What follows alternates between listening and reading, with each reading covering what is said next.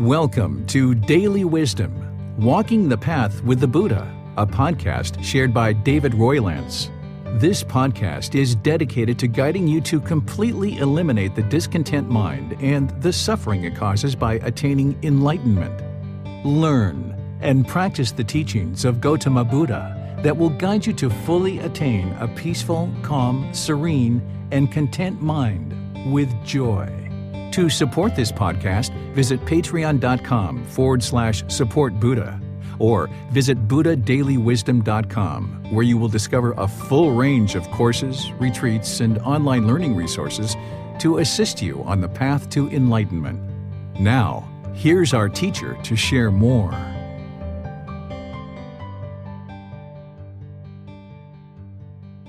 Sawadee Kap. Hello and welcome to Daily Wisdom, Walking the Path with the Buddha. Today we're in chapter 13 of our group learning program. This chapter is titled Identifying Cravings, Cultivating Non-Clinging and Analysis of the Mind. It's chapter 13 in this book, Developing a Life Practice, the Path that Leads to Enlightenment. If you've been in this group learning program for any length of time, then you know that what we do is we progress each week. Each Sunday, we are diving into a various chapter and ensuring that we're helping you to develop your life practice by sharing the teachings of the Buddha. But as you learn the teachings of the Buddha, it's important that you do the work in order to implement the teachings into your life practice. There's this aspect of intellectual learning, which is reading books, listening to podcasts, coming to these online classes, watching the videos, seeking personal guidance with your teacher, and all these other methods and resources that I share in order to help you learn the teachings. But then you need to reflect on those teachings and be able to understand them through your own reflection or contemplation or pondering the teachings and seeing if indeed they're actually true or not. Because when you discover that they're truth, then you have wisdom. And then you start moving these teachings into practice. And sometimes you don't really discover that it's the truth until you start moving the teachings into practice. And when you start practicing the teachings, you can see through your own independent verification that these teachings are true, and it's leading to more wisdom, which allows you to make wiser decisions, leading to more wholesome outcomes. Well, today, this topic of identifying your cravings, this is a very important topic as it relates to developing that independent practice, this independent journey that you're on in order to move to enlightenment.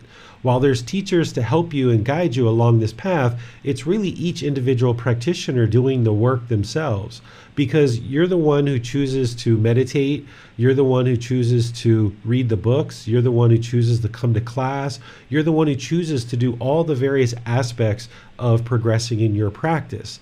And so far in this group learning program, I've taught you a number of things.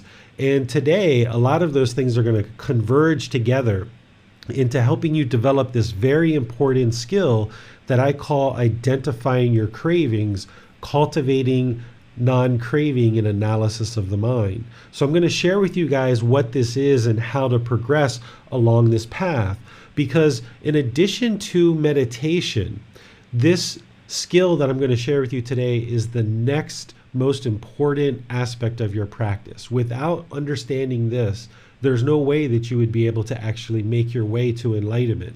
So in order to progress in our talk today, I would like to first start helping you to remember what is craving, desire, attachment.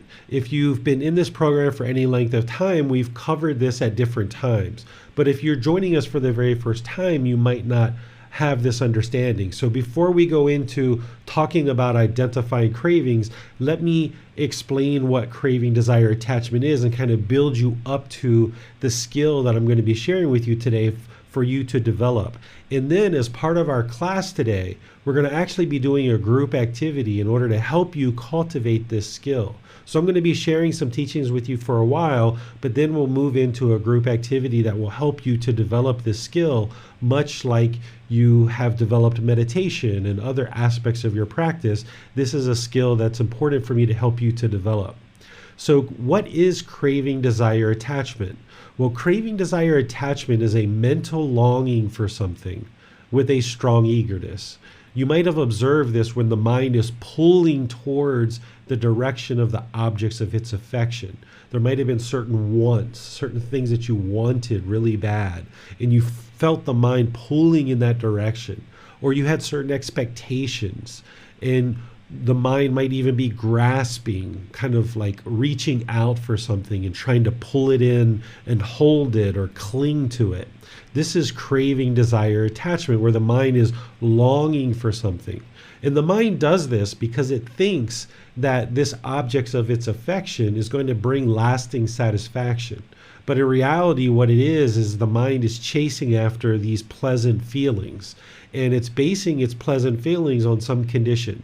So the mind sees in a magazine or on TV or a friend or somebody in the neighborhood has a new pair of shoes or a new car or some other item, or you just come up with the idea yourself and you're like, oh, I just gotta have that. I just want that so badly.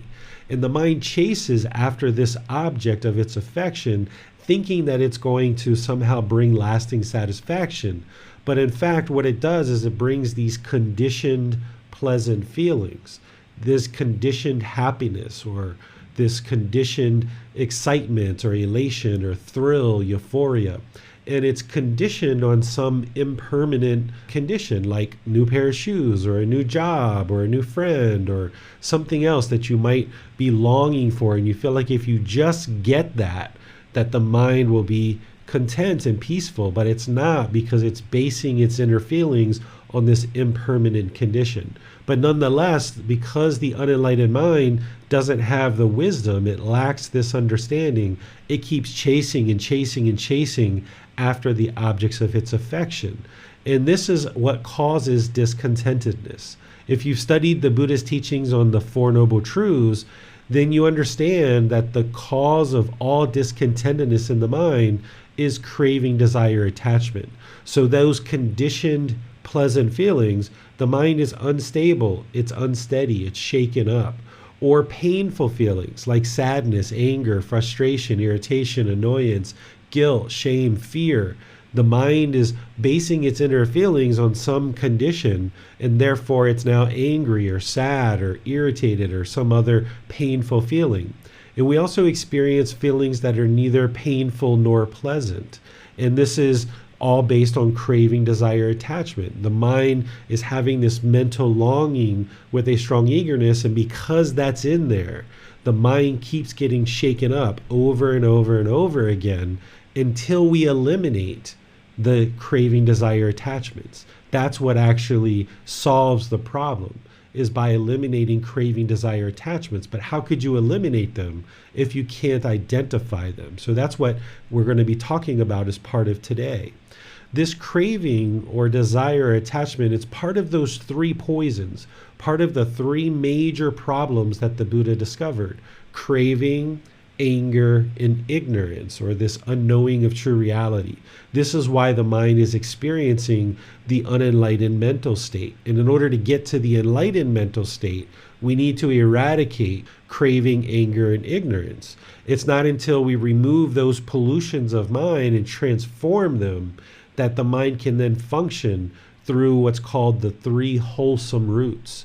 So as long as it's got these three poisons or these three unwholesome roots or these three fires of craving, anger, and ignorance, also described as greed, hatred, and delusion, or sometimes we even call it confusion, where the mind is confused about what's causing discontentedness.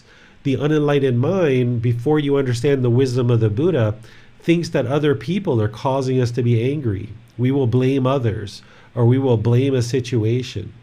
And we just blame others, and therefore we keep getting angry over and over and over again because we never really solve the true problem. Because of this craving and this lack of wisdom, this unknowing of true reality, this ignorance, we go around trying to address the problem by trying to control other people and getting other people to do the things that we want them to do.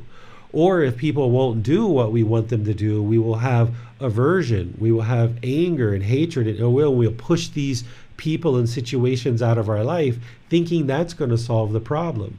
But we don't realize that we're just stuck in this cycle of continuous discontentedness going around and around and around. As long as we lack the wisdom of how to solve these problems in the mind, then we're going to keep experiencing the same discontentedness over and over, because it's the craving, desire, attachment that is the cause of the discontent mind. And over time, we can remedy this craving, desire, attachment. We can diminish it through practicing breathing, mindfulness, meditation, and generosity. These are things that I've taught in the past, that by having a regular practice of breathing, mindfulness, meditation, and implementing generosity into your life practice, you're training the mind to let go. Because the problem with craving, desire, attachment, and this clinging is the mind is longing, then it wants to hold on. And it's not until we train the mind to let go through breathing, mindfulness, meditation, and we train it to keep coming back to the breath and back to the breath, back to the breath, making it easier to let go of any arisen thoughts, that the mind learns and is trained to then let go. And it's only when we practice generosity through giving and sharing that we train the mind to let go and not hold on to things so tightly. These are generalized trainings that we use in order to train the mind to eliminate craving, desire, attachment.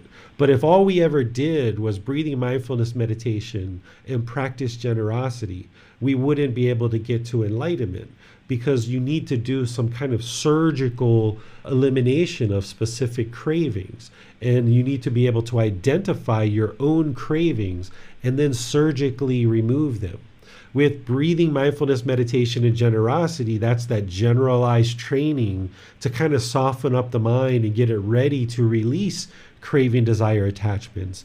But it's not until you can identify individual cravings that you can then put together a plan to how to eliminate these cravings, so that you will no longer experience continuous discontentedness in the cycle. As each time these cravings are triggered, the mind keeps experiencing discontentedness. It's only when we eliminate the cravings that the mind will no longer experience discontentedness on that specific topic. That's what I'm going to be teaching you today. The craving, desire, attachments are the fuel that causes rebirth. So not only does craving, desire, attachment cause discontentedness, but it's also what causes rebirth. So by solving the mind's problem of craving, desire, attachment, and you can see the truth for yourself that the discontentedness is gradually diminishing in this life, not only are you solving that problem by moving to enlightenment, but you're also solving this problem of the cycle of rebirth, where we're all continually reborn until we eradicate ignorance, acquiring wisdom, eliminating this unknowing of true reality. It's only then that the mind is fully enlightened, completely enlightened, and then we no longer experience discontentedness and we no longer experience rebirth. So we've solved this problem entirely.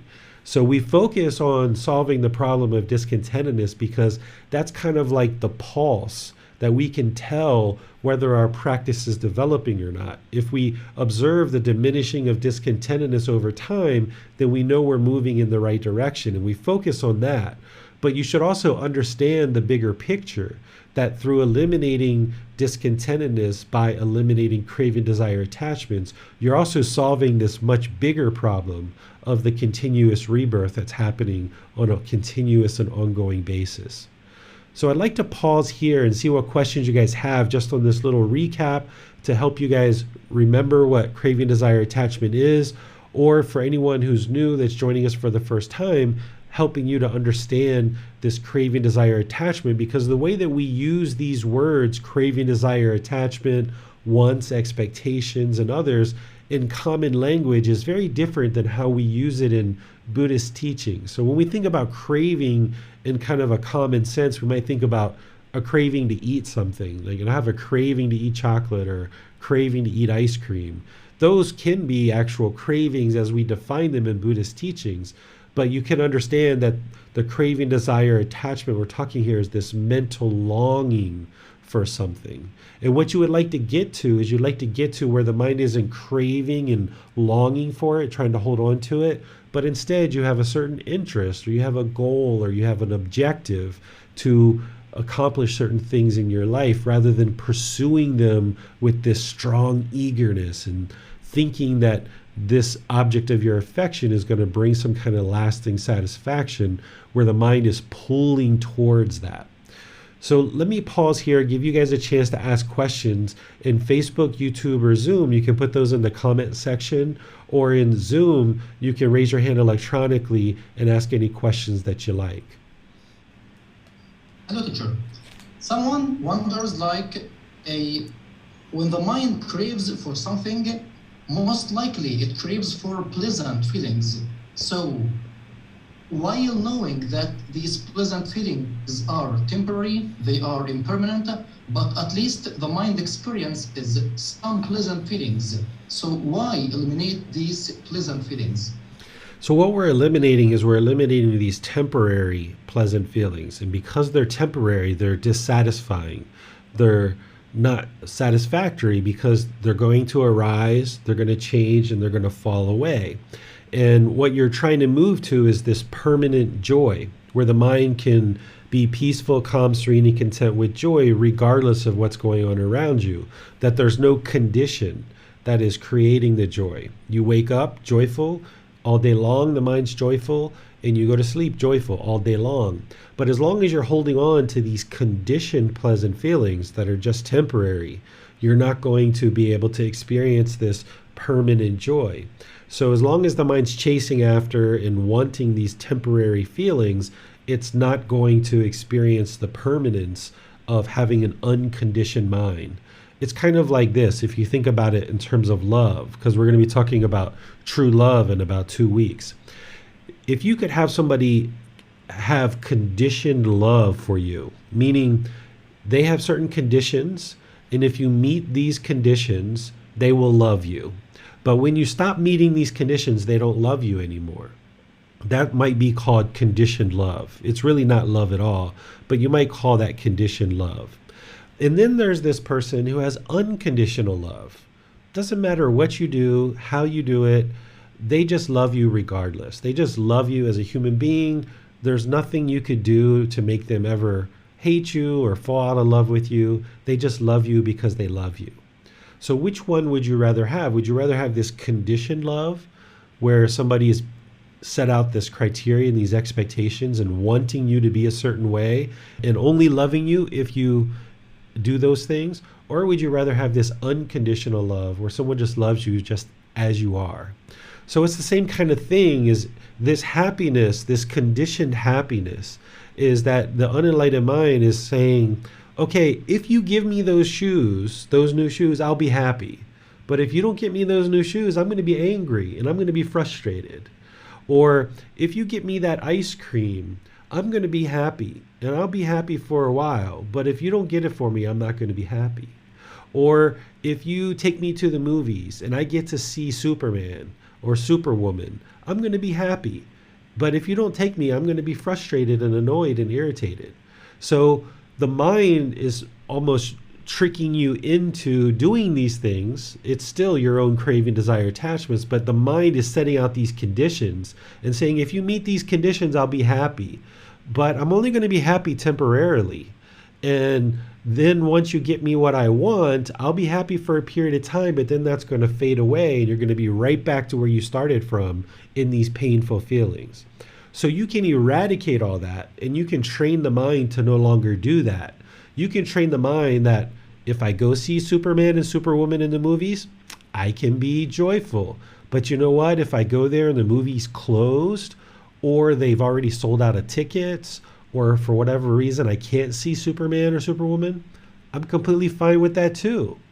Or if you would like to go to a new restaurant and you go to that new restaurant and the new restaurant's open and you can go in and you can enjoy food, okay, I can be joyful and enjoy that experience. But if I show up and the restaurant's closed or if it's full or they've run out of food for some reason, I can be joyful in that situation too and I can go to some other place.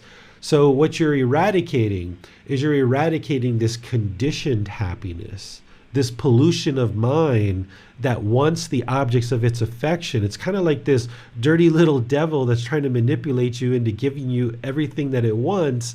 And as long as you give it what it wants, it will be happy. But as soon as you stop feeding it what it wants, which you can't feed it permanently, it's not possible, then it's going to revert to these painful feelings. So by eradicating this and training the mind, hey, I'm going to train you to be joyful and enjoy life regardless of what's going on.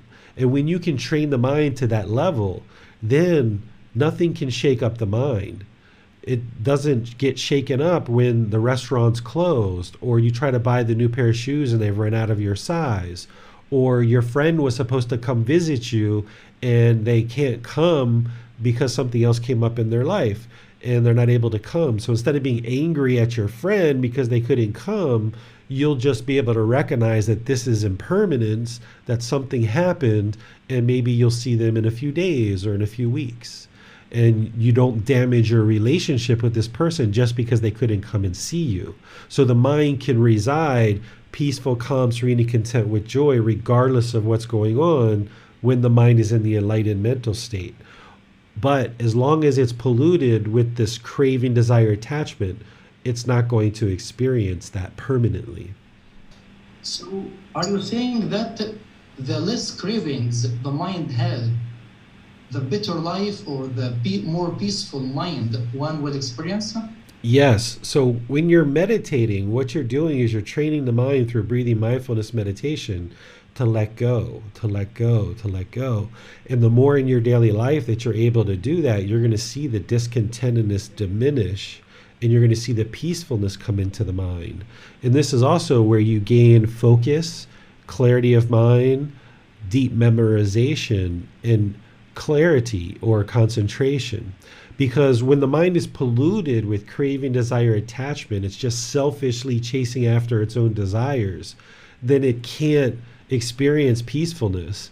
It also can't function with focus, concentration, clarity of mind, and deep memory, because it's polluted with this craving, it's polluted with this anger, it's polluted with this ignorance, this unknowing of true reality. So the mind struggles and finds it very difficult to function in life having focus, clarity of mind, memorization, and concentration. So it struggles in life. And when you clear out this craving, desire, attachment, you clear out this anger, this hatred, this ill will, this ignorance, this delusion, this confusion, this unknowing of true reality, and you purify the mind through training the mind, now the mind can function optimally.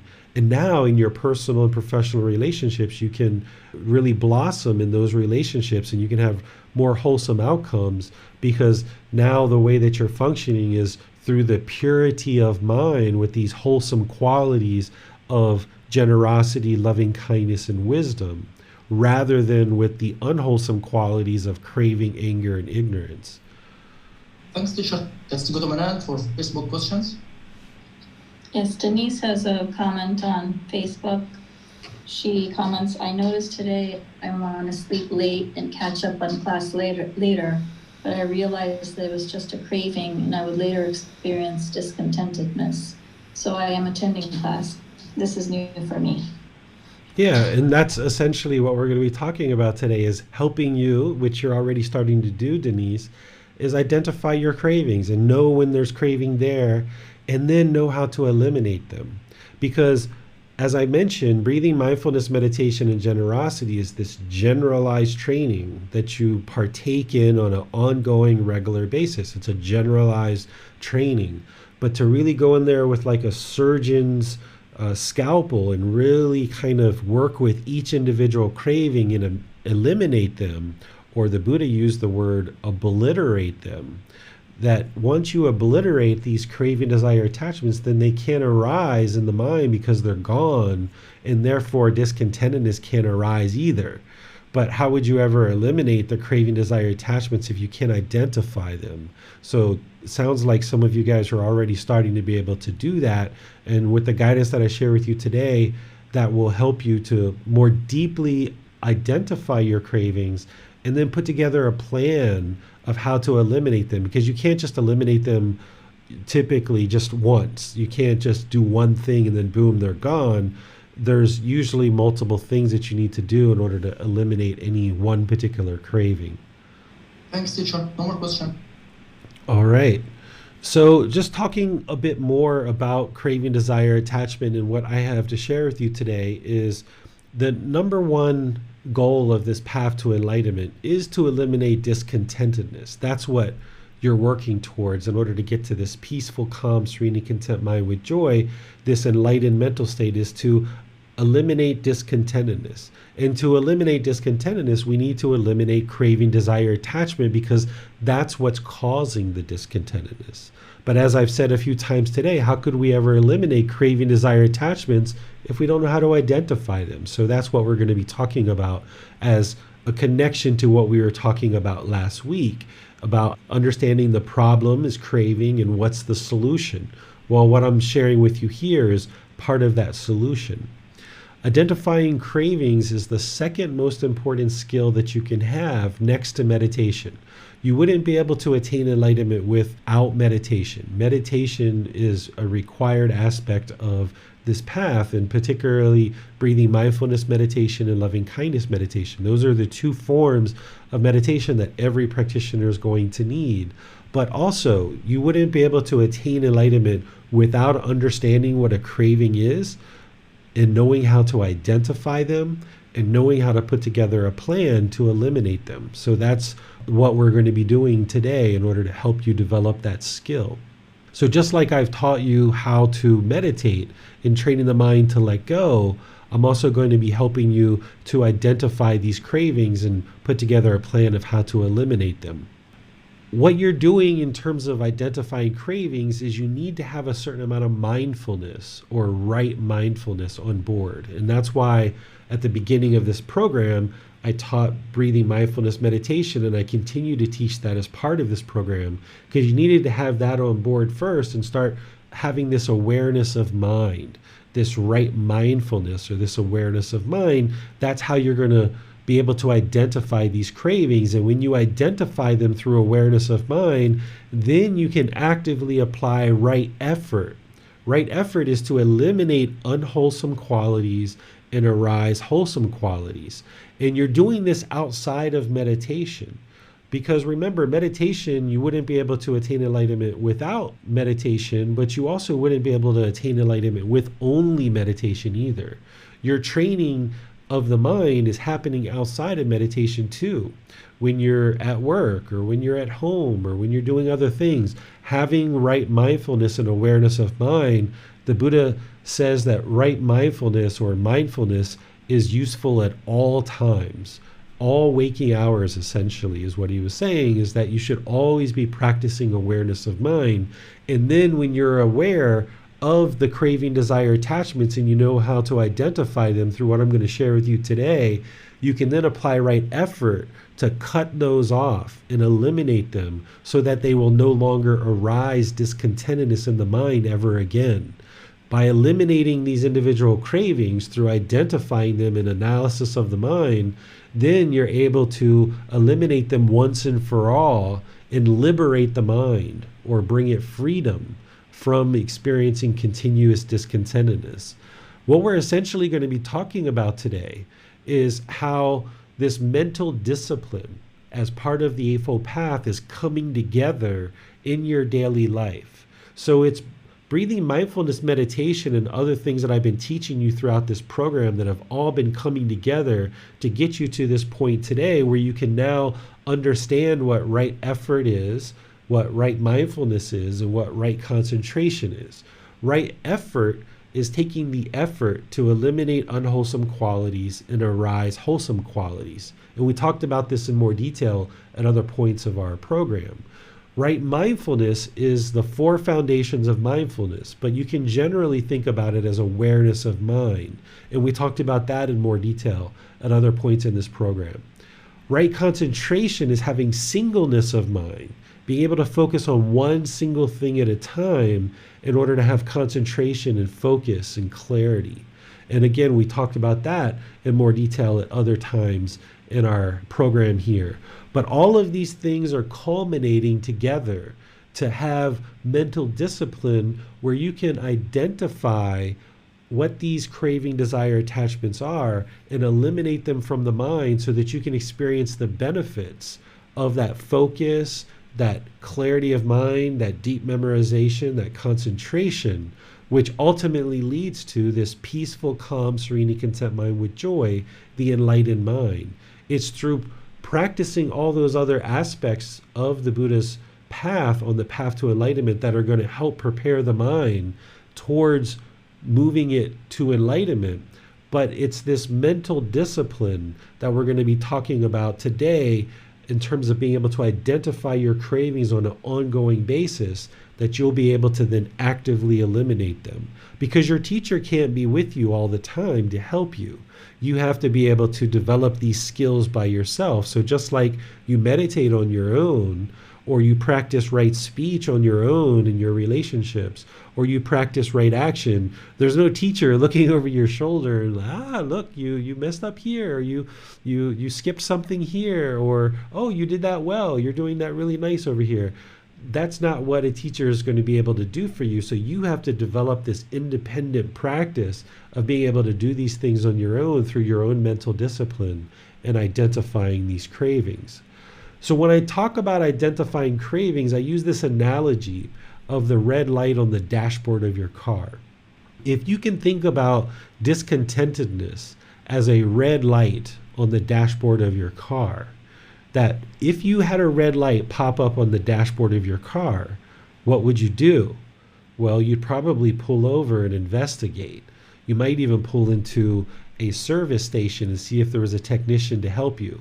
But you're certainly not going to keep driving down the road when you've got a red light on your dashboard and maybe even some smoke coming out of the tailpipe. There's some problem here, and you need to pull this car over and investigate and figure it out. So the mind is the same way. When you see any discontentedness arise, this is the red light. This is the red light telling you that there's craving, desire, attachment there, and you need to investigate it. So if you observe pleasant feelings that are arising based on some condition, your mom's coming over to visit you. Oh, you're so excited. Or you're going to see one of your friends. Oh, I'm so excited. Or your partner or a friend leaves town for a while and you miss them and you have this loneliness and this sadness that sets in.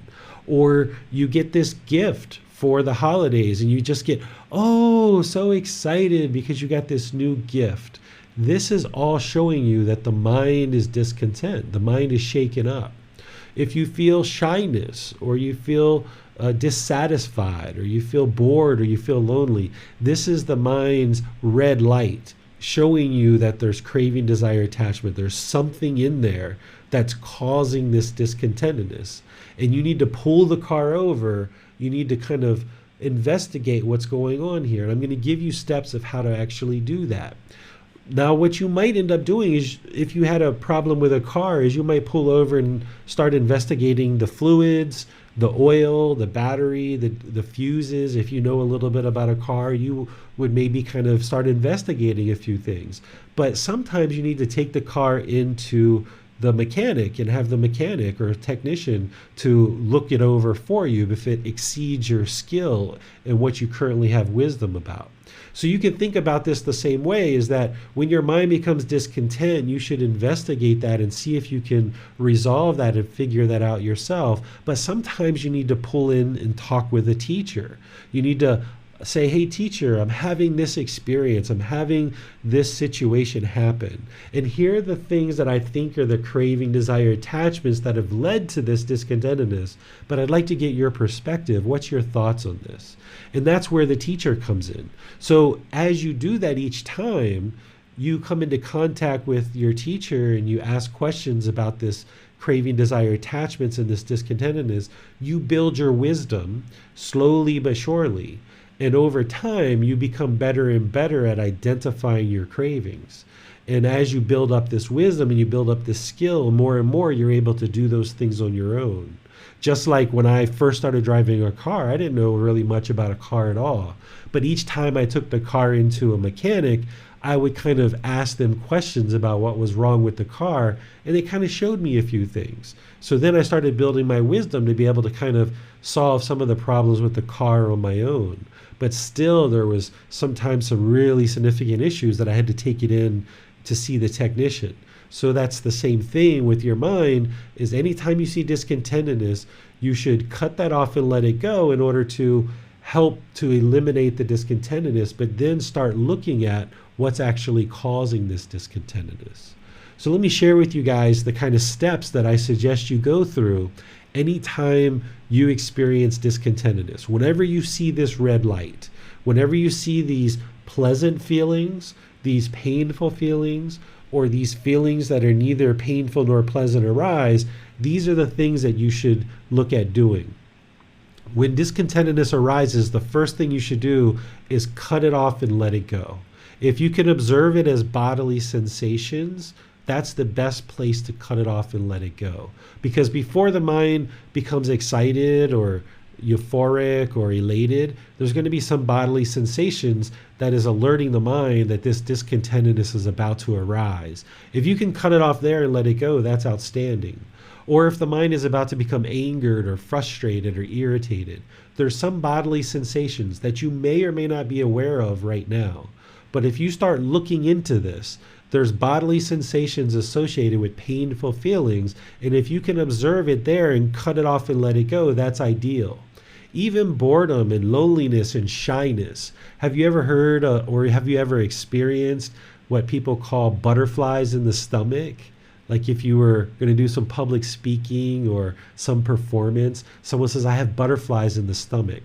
This is the bodily sensations associated with shyness that is arising, those neither painful nor pleasant feelings. And if you can cut off this discontentedness at the bodily sensations and let it go, that's ideal because you save yourself from those becoming feelings in the mind. Because if they move past the bodily sensations, this discontentedness is going to become feelings in the mind. And still there, you can cut it off and let it go. But if you can't cut it off and let it go there, it's going to affect the condition of the mind for a few hours or for a few days. And still, you can cut it off and let it go there. But if you don't cut it off and let it go there, it's going to form mental objects. These are more deeply rooted in the mind. These are things like ill will or complacency, things like that. And this is what's called the 4 foundations of mindfulness: the bodily sensations, feelings, the condition of the mind, and mental objects. This is essentially the life cycle of discontentedness, that these are the stages that it goes through. If there's craving, desire, attachment in the mind, discontentedness is going to arise. First, you're going to observe the bodily sensations, then it's going to become feelings in the mind, then it's going to affect the condition of the mind, more kind of short term, like a few hours or a few days. Then, if we don't cut it off there, it's going to create mental objects, which is going to affect the mind more long term. So if we can cut it off and let it go at any of those earlier stages, that would be ideal. Anytime you observe pleasant feelings, painful feelings, or feelings that are neither painful nor pleasant, work to train the mind to cut it off and let it go. By practicing breathing mindfulness, meditation, and generosity, that'll become easier and easier. And once the mind has let go of any discontentedness, then you can move into number 2, which is reflect on what cravings, desires, attachments led to the discontentedness. So if there's pleasant feelings in the mind, there's some cravings, desire, attachments there that led to it.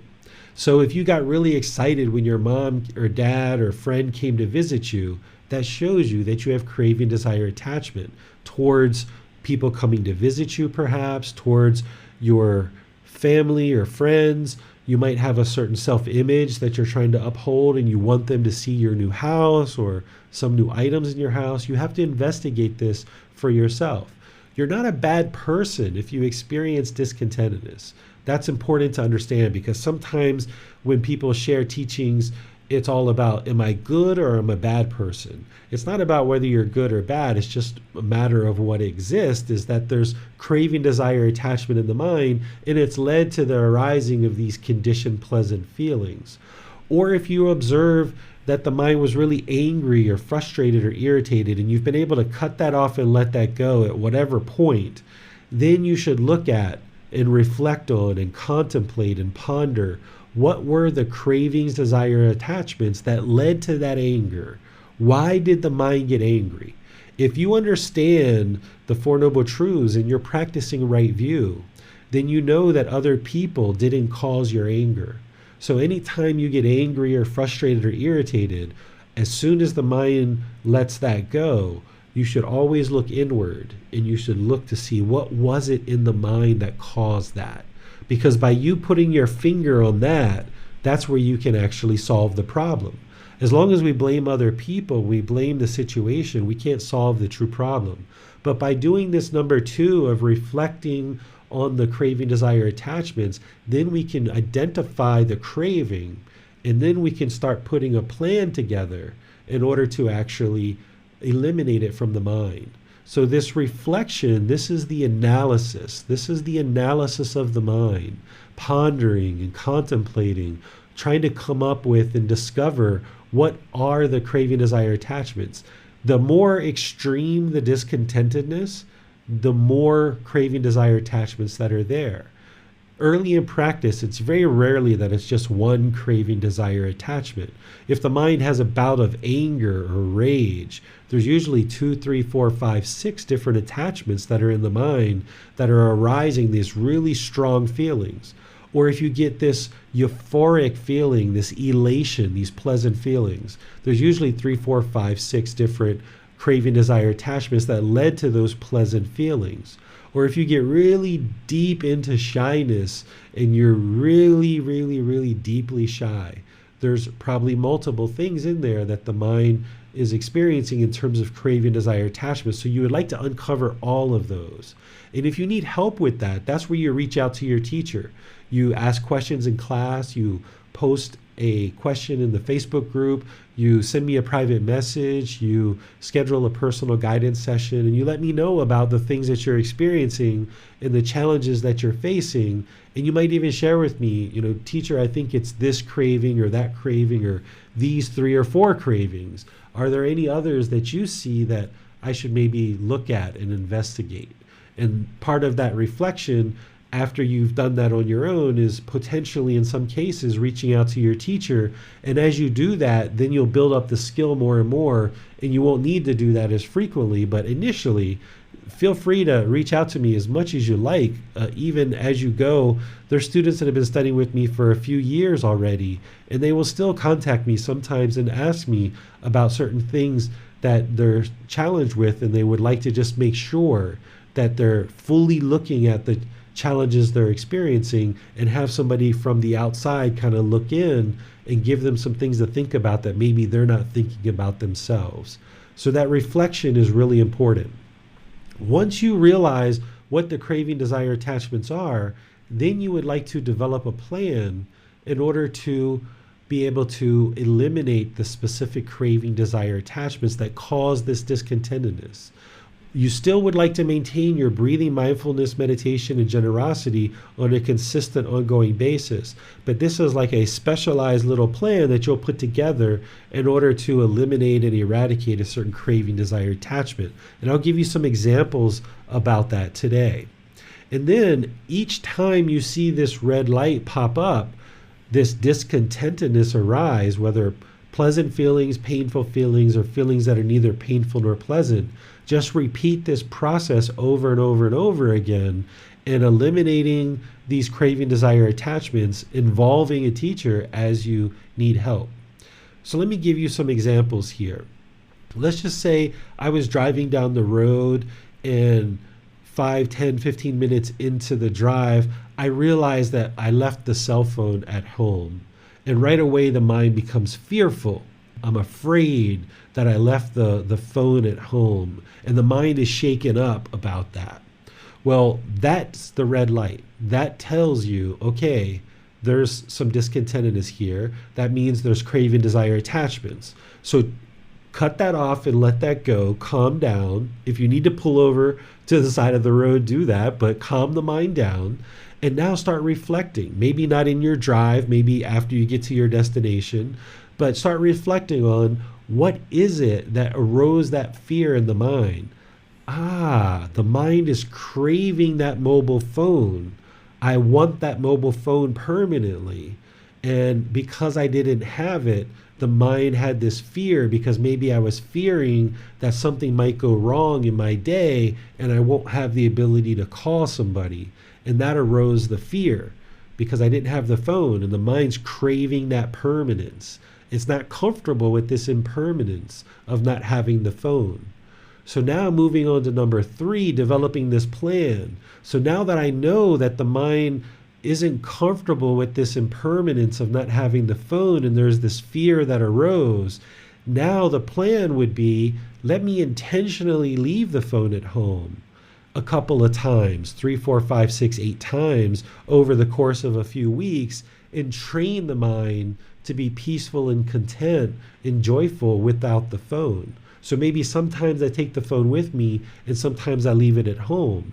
And this trains the mind to be content and joyful whether I have the phone or whether I don't have the phone. So now after training the mind this way and you realize that you've let go of this craving, desire, attachment, now let's just say 6 months, a year down the road, you're driving and you're like, oh my goodness, I left the phone at home. Oh well. And you just keep on going throughout your day because you've already trained the mind that you don't need this phone.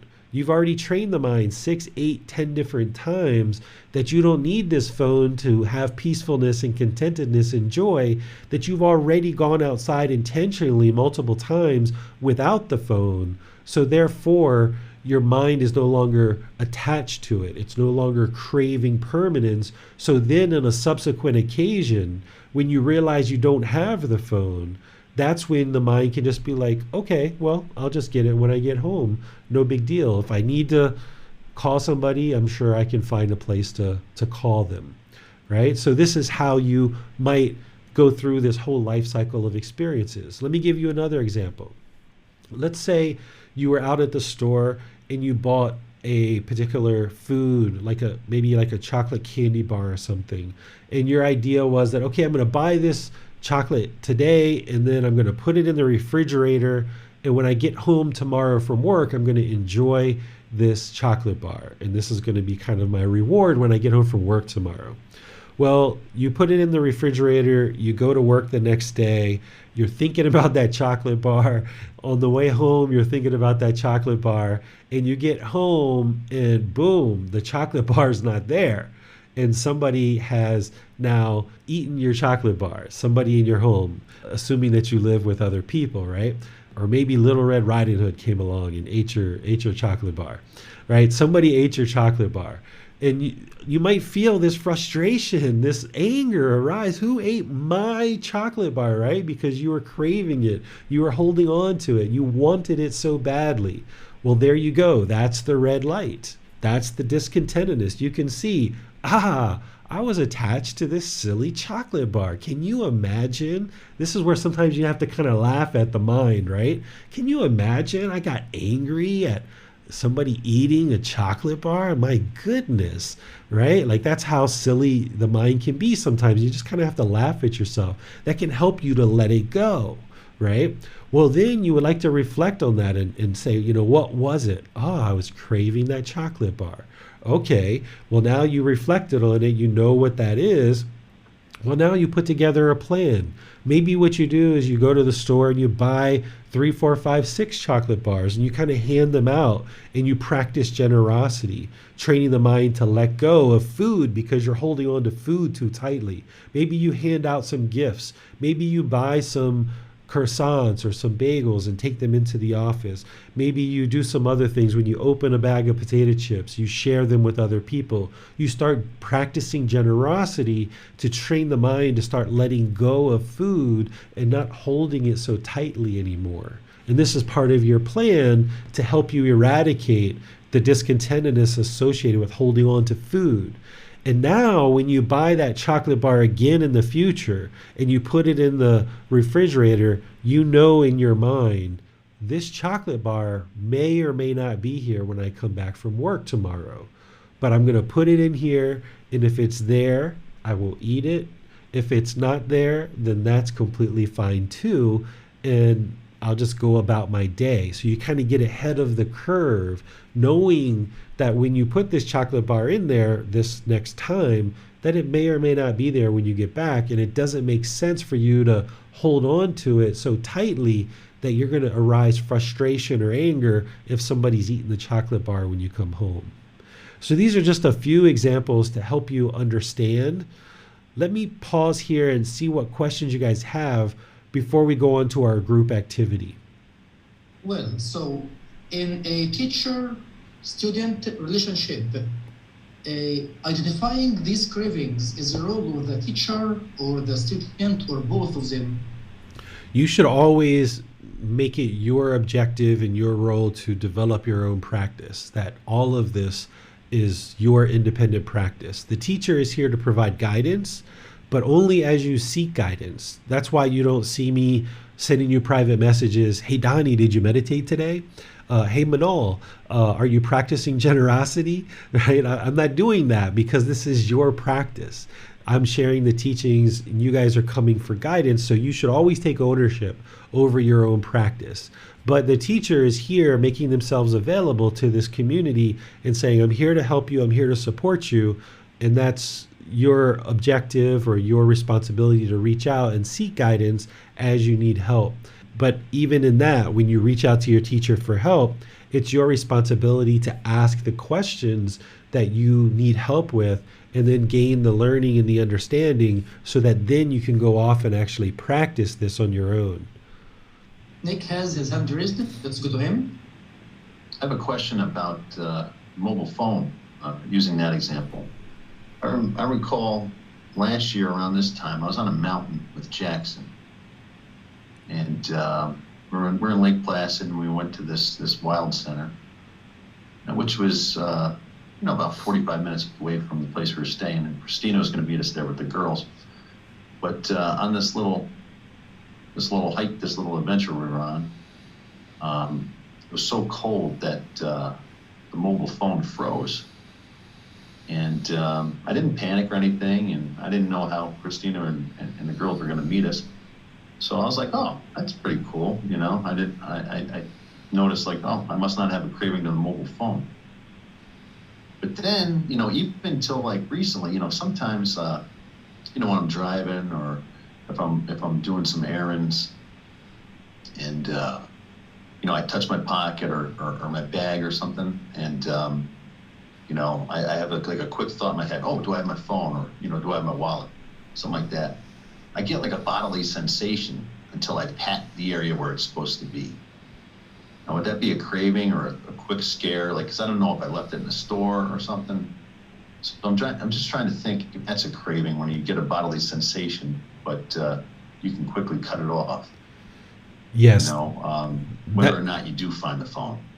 Yes, that is a craving desire attachment where the mind is wanting this phone and trying to hold it permanently, not being comfortable with the impermanent nature of the phone. So we're not yet to the group activity. Let's use this one, Nick, for our group activity because I'm going to have you guys share these stories with me and I'm going to help you to see what the craving desire attachments are and how to put together a plan to eliminate them. But if nobody has questions on this stuff, we can move right into that. But let me first just see if somebody has any questions on this process that I'm talking about here that you can lead the mind through in order to eradicate these craving desire attachments when you use discontentedness as a red light. No more question for now, teacher. Okay, so let me explain the group activity and then we'll use Nick's example as the very first one because that's a really good example to talk about. So just like I've helped assist you in developing your meditation practice, I'd like to help you build this ability to identify your craving desire attachments. And remember that the craving desire attachment isn't the mobile phone itself. The mobile phone itself is just the object. It's not the craving desire attachment. This is just an object. It's just material. It's just plastic. It's just metals. It's different components that have been put together to create the mobile phone. So it's not the mobile phone that is the craving desire attachment. It's how the mind relates to it. So that's what we're talking about here. Whenever we talk about craving desire attachments, we're talking about how the mind relates to these different objects around us and the different things that the mind is longing for. So what I'd like you guys to be able to do, whether you're in Facebook, YouTube, or Zoom, is explain the situation where you experience discontentedness, whether it's pleasant feelings, painful feelings, or feelings that were neither painful nor pleasant. Discuss what it was that you feel caused the discontentedness. And what were the craving, desire, attachments that caused the discontentedness? And then if you'd like to, talk about a potential plan that you see that would be helpful in order to eliminate the craving, desire, attachments. You can talk about that too, and then I can help you along the way. What you might decide to talk about is, here's the situation, here's the discontentedness, but I have no idea what the craving, desire, attachments are. And if that's where you're at with your practice, that's completely fine. You just share what the situation is, and I will help you to dissect all the others. But if you understand, okay, here's the discontentedness, here's what the craving, desire, attachments were, I think, teacher, can you help me with some more? But I have no idea what to do in order to eliminate this. Then that would be a way to approach this too, perhaps. Or if you already kind of have an idea of what a potential plan might be, then you can share that aspect of it too. So through multiple people sharing, you will be able to get help individually on your own craving, desire, attachments, but you're also going to hear a bunch of sharing from different people. And through hearing the different people explain their different situations where the mind became discontent, hearing about these different craving, desire, attachments, and hearing about these different plans that I might suggest or that other people might come up with, then this will give you kind of a head start in understanding how to identify your own cravings and how to cultivate this non-craving and analysis of the mind, where you can reflect on what's the craving, desire, attachments are and how to put together a plan to eliminate them. So if we have 5, 6, 8, 10, 12 different people share over the course of today's class, then we'll have a real good sampling of different situations and different craving, desire, attachments and different plans that you might implement in order to help you, so that way you have a real portfolio of examples that you can maybe draw on as part of you developing your practice. The things that you hear today aren't going to be everything that you need, but at least it gets you a start to understand.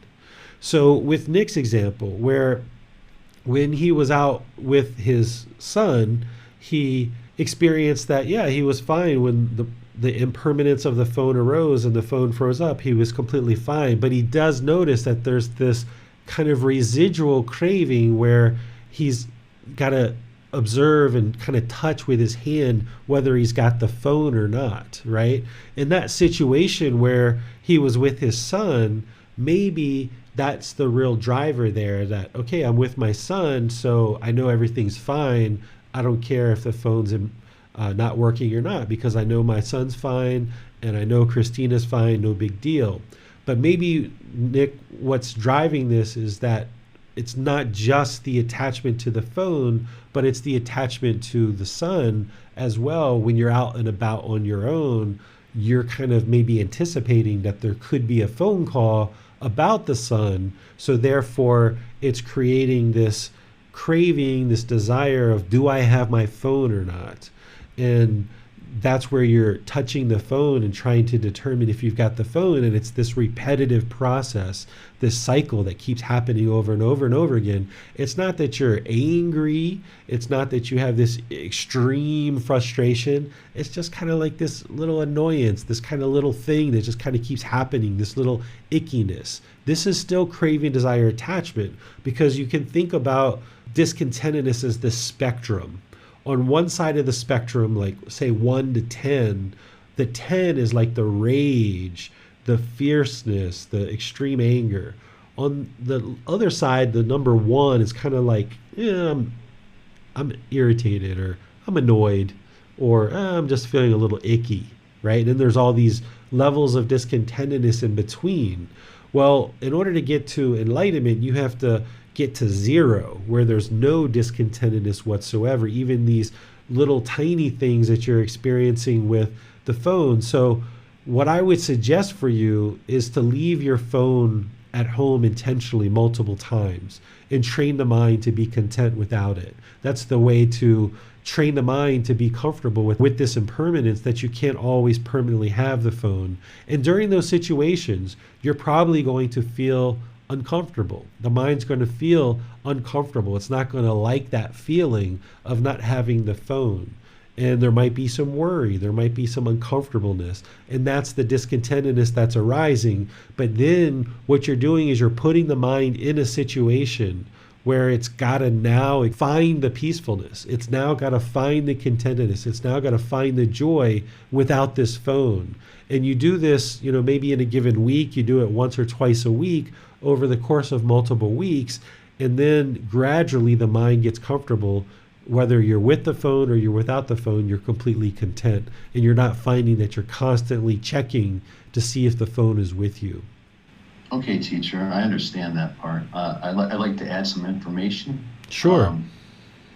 I don't think, I'm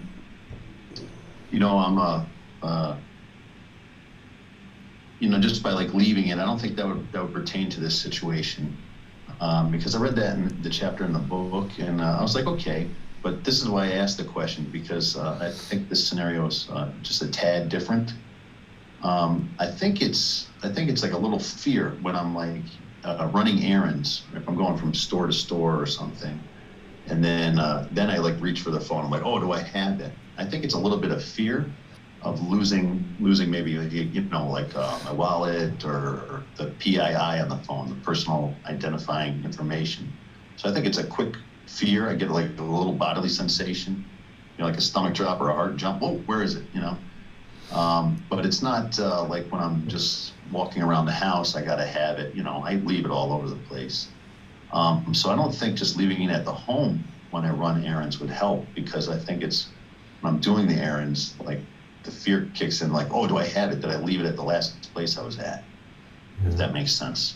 Right. Would this change the advice a little different? It wouldn't change it, because remember, I'm not asking you to believe what I'm sharing. Instead, I suggest that you practice what I'm sharing, and then you can see the truth for yourself, so that if you leave this phone at home multiple times and you train the mind that you're going to be out and about without the phone sometimes, and that's normal, then the mind can get comfortable without having the phone. Because what the mind wants is the mind wants the phone. It wants the phone with you. So I suggest you do this as a first step, and do that for a few weeks, see how it goes, and then you can either check back in with me or you can figure out something else on your own. But I suggest this as a first step and see where you're at, because these craving, desire, attachments, and discontentedness, the way that it works is they're layered. It's like an onion, and you're peeling back this onion.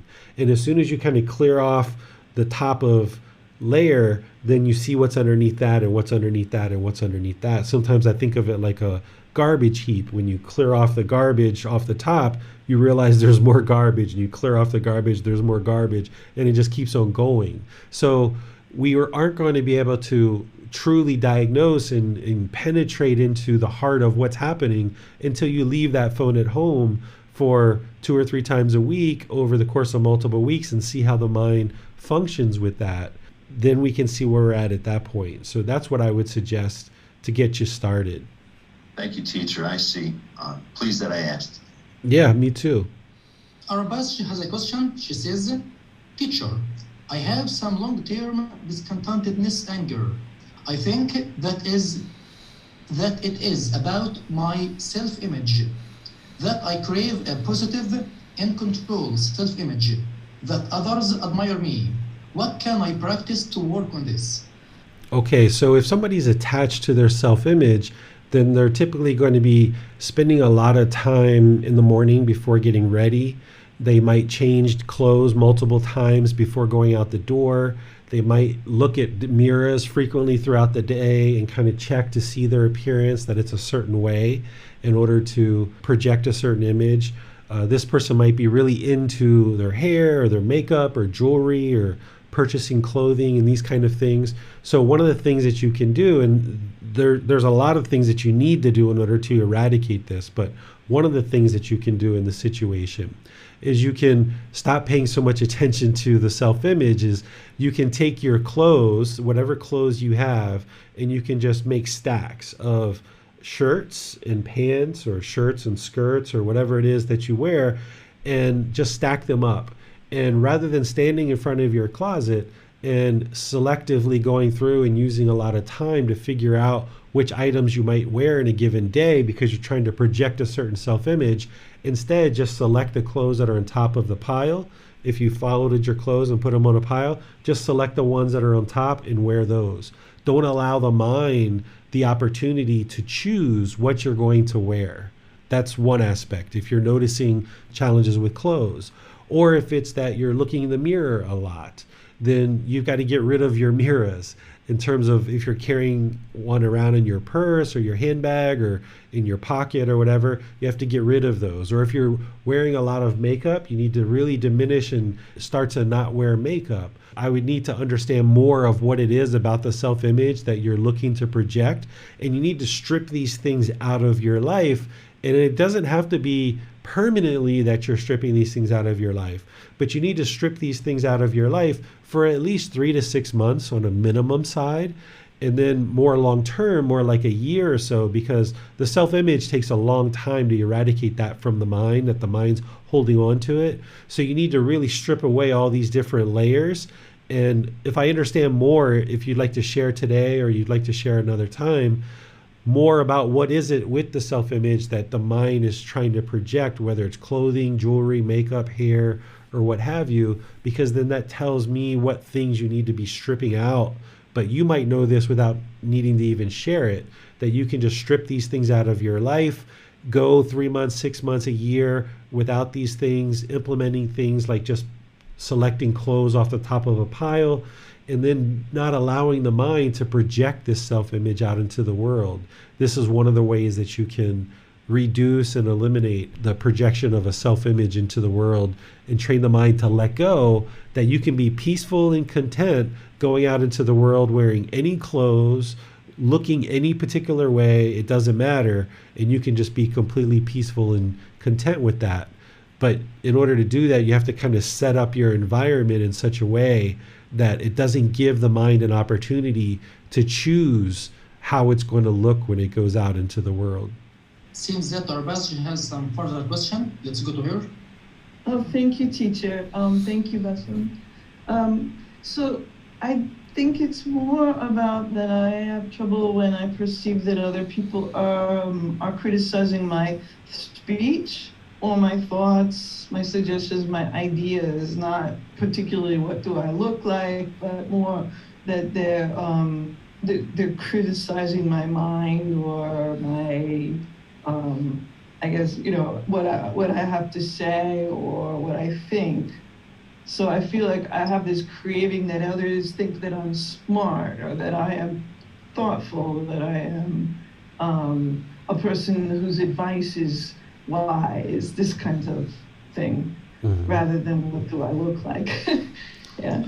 Okay. So so that helps. So this is like, what you need to do is you need to train the mind to become a nobody, right? What the mind wants to do is the mind wants to be somebody. We're taught all our life, like, you've got to be somebody. You've got to leave your mark on the world. You've got to do this and you've got to do this. You've got to be a productive person. You've got to accomplish these things. And if we don't do those things, then we feel like we're lesser of a person.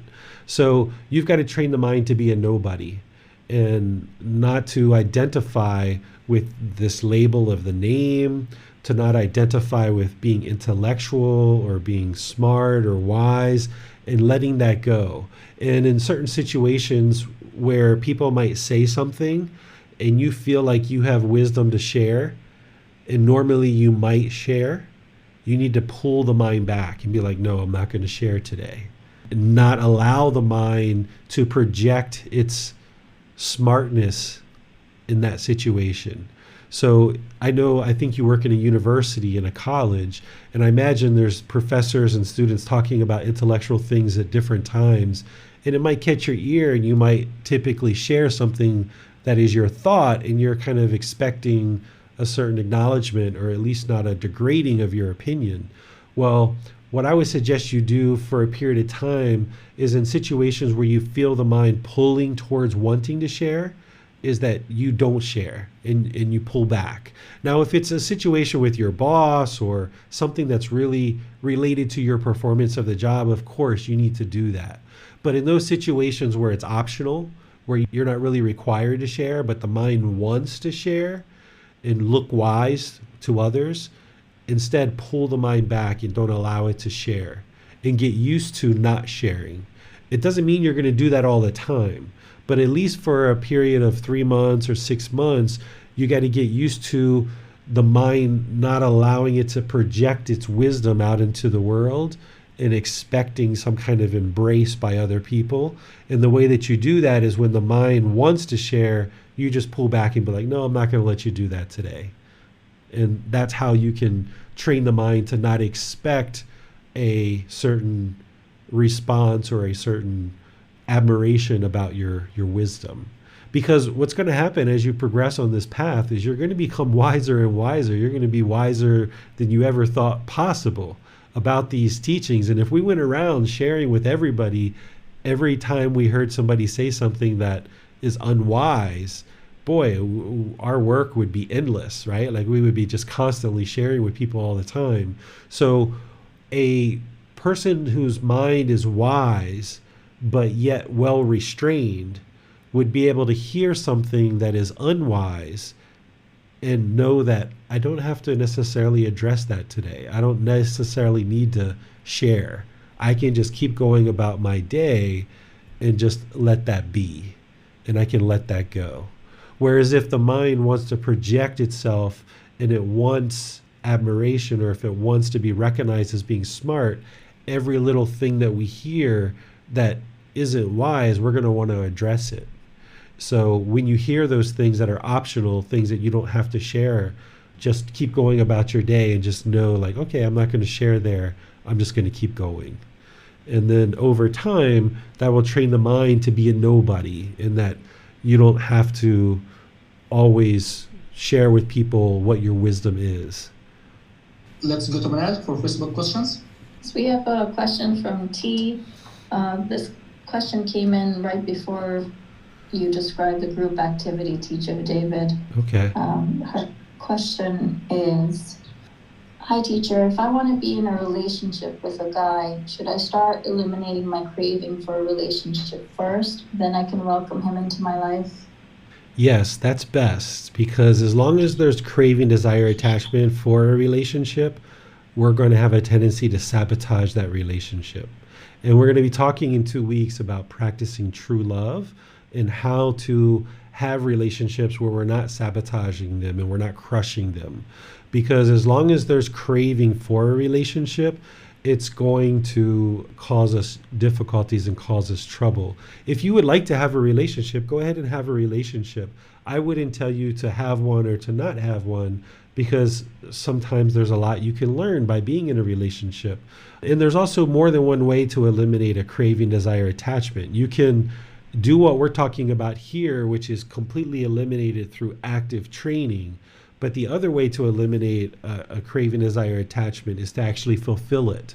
So if I have this desire, this craving to go to Vietnam, and I just want to come to Vietnam so badly because I've never been there before, I can either do what we're talking about here, which is actively eliminate the attachment from the mind, or I can just go to Vietnam, see what Vietnam's like, explore it, and then that's extinguished the craving because I know what it's like now.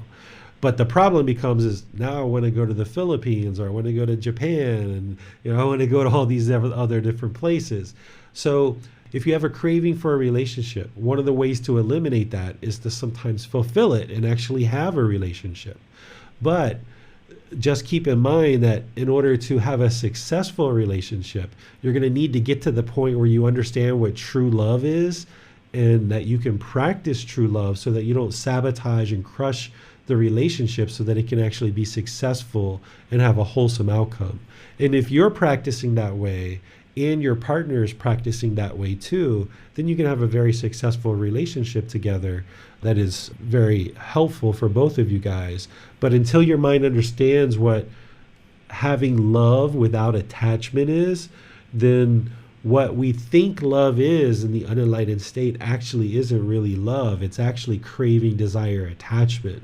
And that's where we end up sabotaging our relationships. So in 2 weeks, when you hear more about what love is, you'll be able to more fully understand that and then start learning how to practice it so that you can have successful relationships, not just with a life partner, but even with your children and your parents and other people around you. Those are all the questions on social media.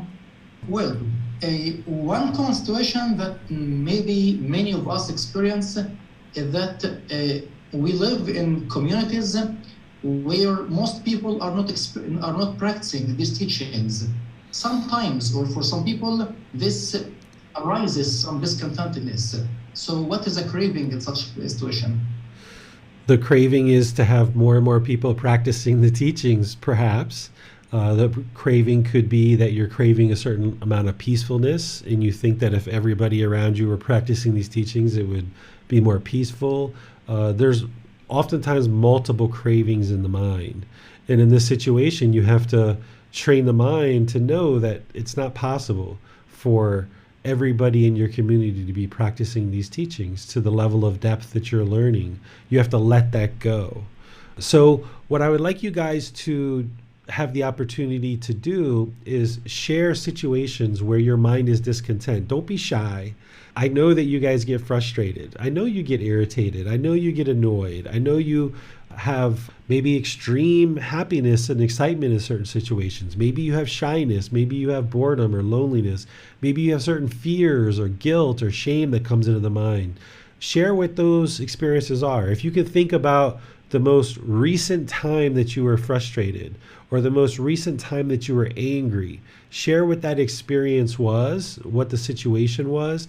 And if you know what the craving, desire, attachments were, share those as well, so that then I can help you to identify more fully what those craving, desire, attachments are, and then you can understand how to put together a plan to eliminate them.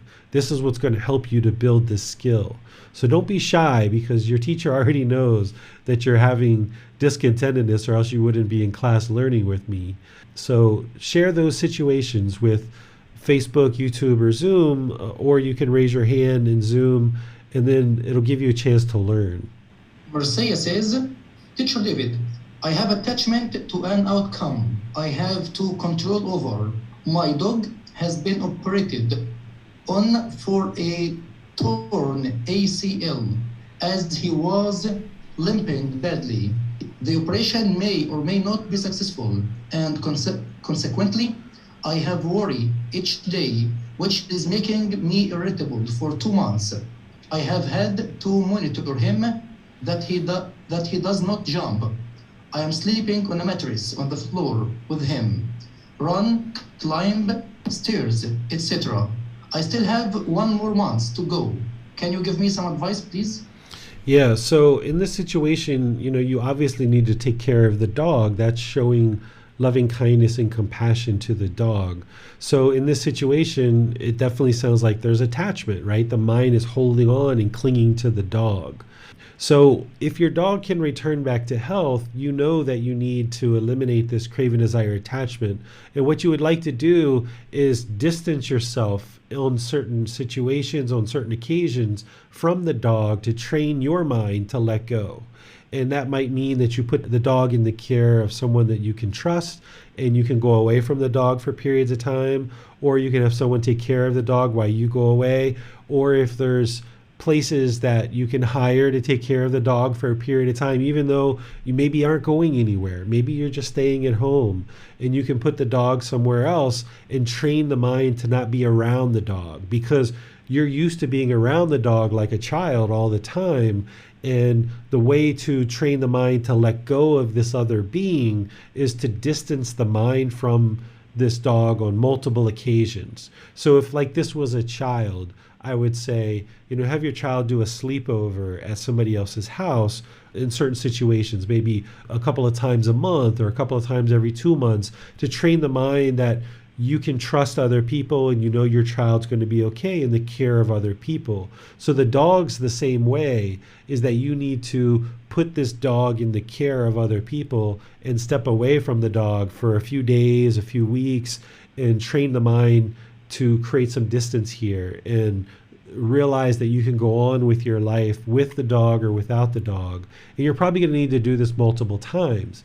And when you go away from the dog and you come back, you shouldn't be, oh, I'm so excited. Oh, I'm back with the dog. Yay, yay, yay, yay. Here's those pleasant feelings. Or if you have like a countdown, you know that you're going to see the dog in 3 days and you're just like counting the days until you see the dog again. And then you get those pleasant feelings. You've got to be very calm and very collected. And when you place the dog in the care of others and then it's time to rejoin with the dog, just do that calmly and peacefully, not with all this excitement and thrill, because that's the mind latching on to this dog and arising those pleasant feelings. Now that you're back with the dog, you need to cut that off and let it go. So don't allow the mind to do that once you rejoin with the dog. Our passage writes, the most recent frustration. My sister and brother-in-law insisted they visit us. As a result, my husband and I now have COVID-19. I'm trying with mixed success to not be unhappy with my sister and brother-in-law. Okay, so here, this is the mind craving permanent health, right? Thinking that this physical body is going to permanently be healthy. As you might be able to hear, I'm a little bit sick here as well. Not COVID-19, but a little bit sick. So this physical body is going to get sick sometimes. That's part of the physical body being impermanent. There might also be another level of discontentedness there because it is COVID-19 and there's always the potential of death, which it doesn't sound like that's going to be the case here, but there's always that potential. So there could be this fear of death that's in there, and the mind's holding on to this physical body and holding on to this world. So you have to train the mind to let go, realizing that this physical body is impermanent, that your brother-in-law or sister-in-law or whomever didn't intentionally give you this illness. It just happened as a part of their visit. And that now that this physical body is impermanent, you have to recognize that and recognize that you've been sick many times in your life. And while the health is impermanent, the sickness is impermanent too. You can get over this. So one of the ways to let go of this physical body and to let go of the world so that you're not afraid of death is to actually contemplate your own death. We're going to talk about this as part of chapter 17, which is coming up in a few weeks, where I'm going to teach you how to confront your fears. And this is part of how to eliminate the craving, desire, attachment. So I'll just give you a little bit of preview of that. So what you would like to do is sit down quietly with yourself and contemplate your own death as if you've actually died, almost convincing the mind that you've died, almost like you're a fly on the wall at your own funeral. And then experience that as if you've actually died. And then after 20 minutes or 30 minutes, then you can observe that, okay, you haven't died, that this physical body is still here, but then observe any feelings that arose as a result of being confronted with death. And then deal with those feelings. If you realize that there's certain things you haven't said to your partner or to your parents or to your family that you would like to say before you die, then go say those things and go talk to them. Or if there are certain things you haven't done yet in this life that you would like to do before you die, then go do those things. And you might need to do this, you most likely will need to do this multiple times. It's not just a one-time thing, but maybe once a month, once every 2 months, sit down, just you, and contemplate your own death and convince the mind that you've actually died and see what thoughts arise and realize that you are going to die. There's no way to get around that. Everybody is required to die because we are all born, we have to die. So the way to get comfortable with death is not to shy away from it, wait until death's on your doorstep, and now the mind's discontent. Instead, now confront death, face your fears, observe that you are impermanent. This physical body is impermanent. You will die, and then just address anything that comes up in the mind so that now you don't have to fear death anymore. And this can progress as you do multiple sessions of this over many months.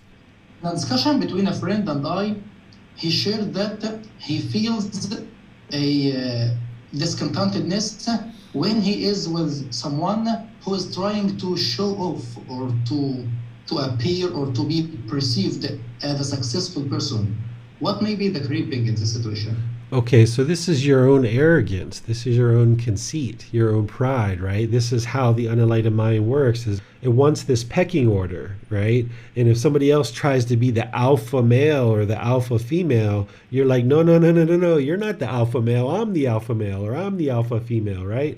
And the mind wants to be on top, and it wants this pecking order.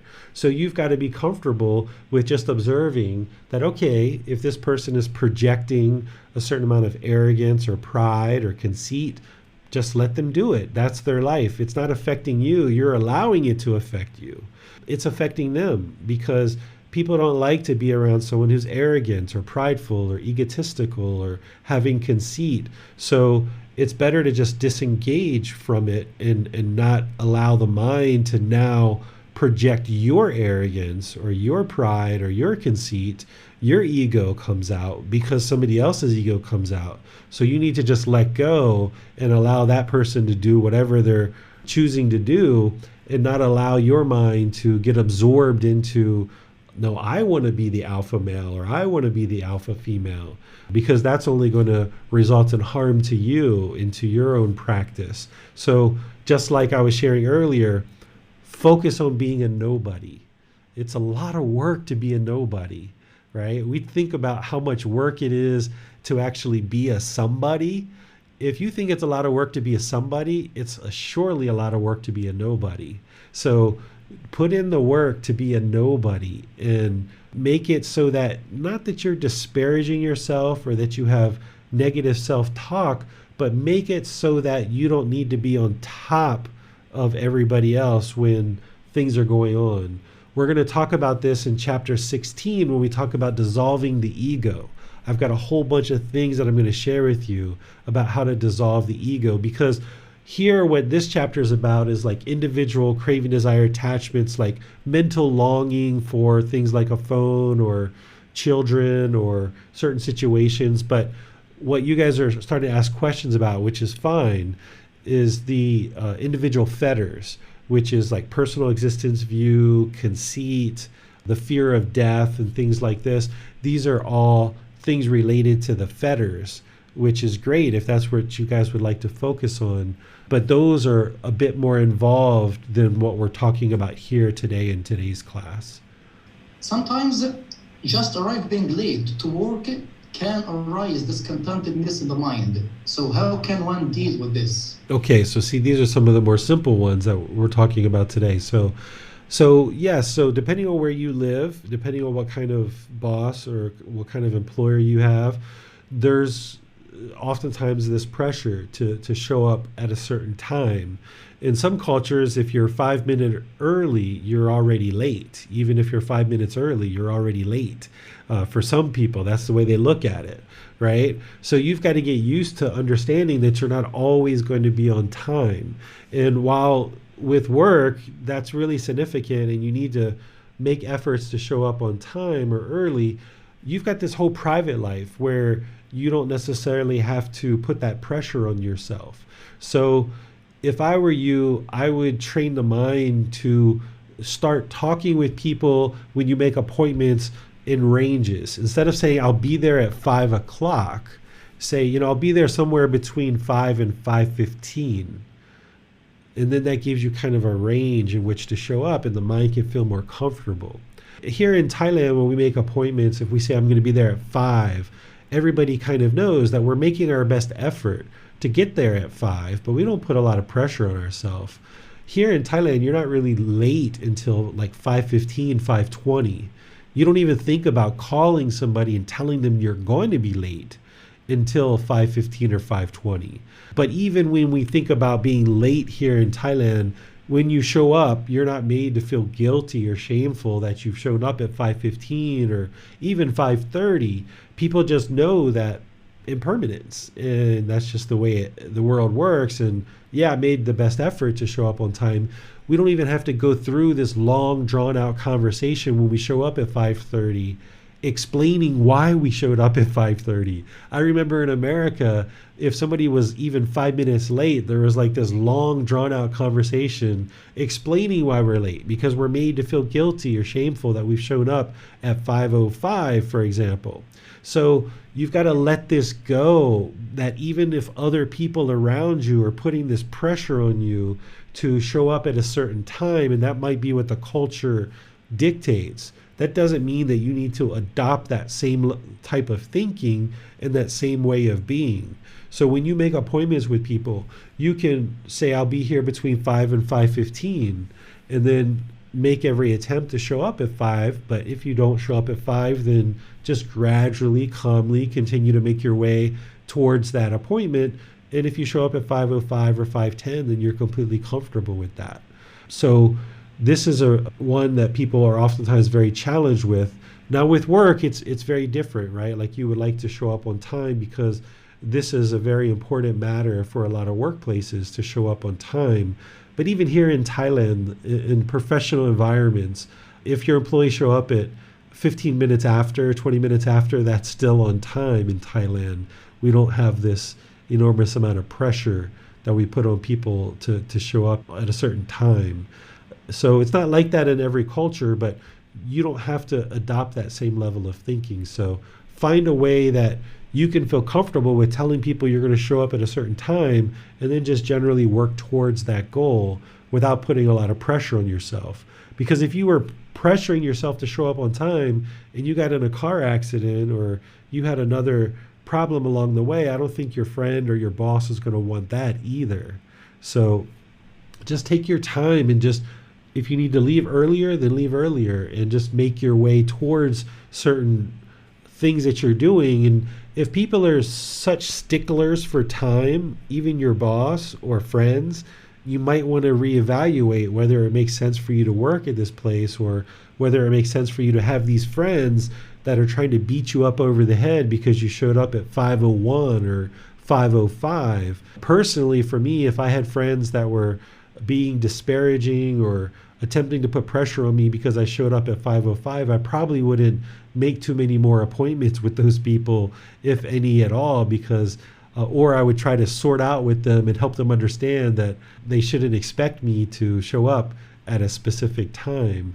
So you might have to reevaluate some of the relationships that you're in, or some of the jobs that we are maybe having, that if there's this real excessive pressure to show up at a specific time, this isn't going to produce peacefulness in the mind if you've got people pressuring you this way.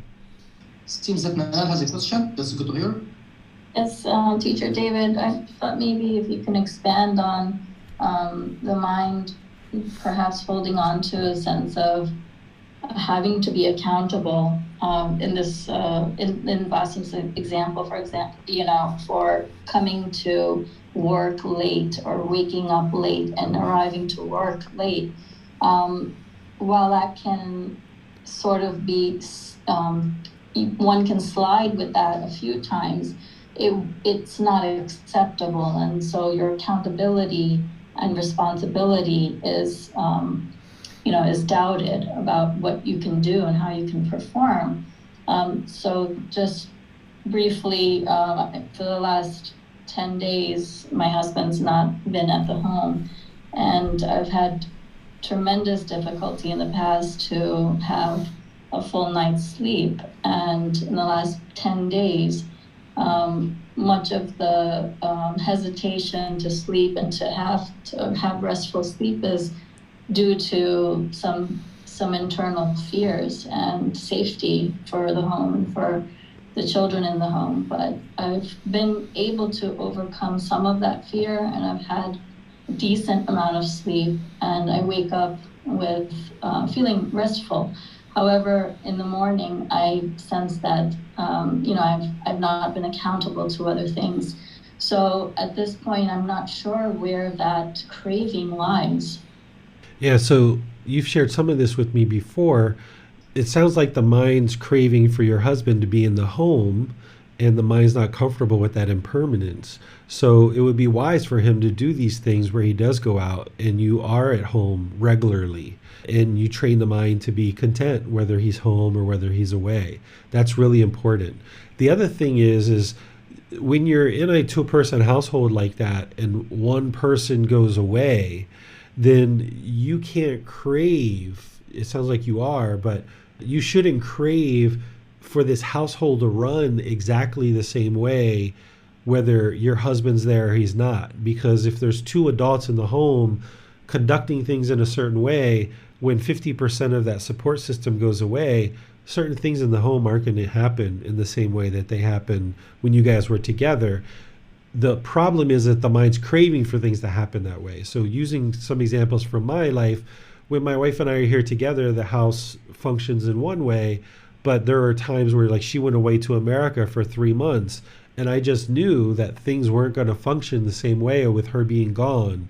And the plates were going to stack up a little bit more. The house wasn't going to get swept as frequently as it does when she's around and both of us and all of us are working together. Clothes aren't going to get cleaned as readily. So you've got to, on one side, get comfortable with your husband being away and you being at home. And then the other part of that craving, it sounds like you have to get comfortable with knowing that the house isn't going to function the same way. And if you crave that permanence that it does function the same way with only one adult in the home doing things, then the mind's going to be discontent in that situation. So having your husband go away regularly like this would be really helpful for you. And also in terms of the teaching, should I be understanding the results of my lack of occasionally oversleeping or not being timely for morning duties as part of my karma? Yeah, it's part of your karma. Everything that you experience in life is part of your karma, because remember, it's cause and effect, or action and result. Because there's this craving in the mind for your husband to be there, when he's not there, your mind's being shaken up.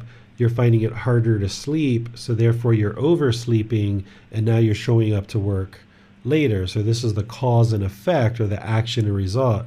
So by you eradicating this craving and getting comfortable with sleeping normally when your husband's away, then you can get your regular sleep and you can wake up and show up to work in other places at your normal time. That would be your karma as well. So that's why by eradicating craving, anger, and ignorance, we improve our karma, because we're now being able to function without this pollution of mind.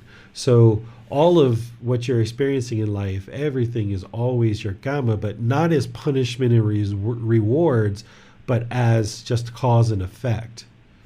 Right. I'm just trying to find out the root of the craving, because on the one end, I have worked towards understanding that there is a fear in the nighttime, and that in order for me to have a restful sleep, I will need to eliminate that fear in the nighttime and not hold on to any kind of conception in the mind of anything happening which hasn't happened. And so in order for me to overcome that obstacle and to work towards progress, it seems like on the other end, there's this aftermath in the morning where I do in fact have a good sleep, but it ends up being a little bit later in the night. And then I wake up a little bit later in the day, in the morning. And so it seems counter, I'm not sure what the word is, but it seems like the morning should have a appropriate flow. However, I have to now work through this discontentedness, which I experience in the morning of not being able to achieve waking up on time, or to check in on time where I need to be. So it seems as though I'm working towards one goal, and then there's a secondary sort of goal that now needs to be evaluated, and for the mind to kind of understand that this is also discontentedness. Yeah, I'm hearing multiple cravings there. One is craving husband to be home, right? There's craving to be always feel safe and that you should feel safe. So you're craving to be in this world and craving to have this physical body be a certain way. There's craving to wake up at a certain time and wanting that permanent time to wake up.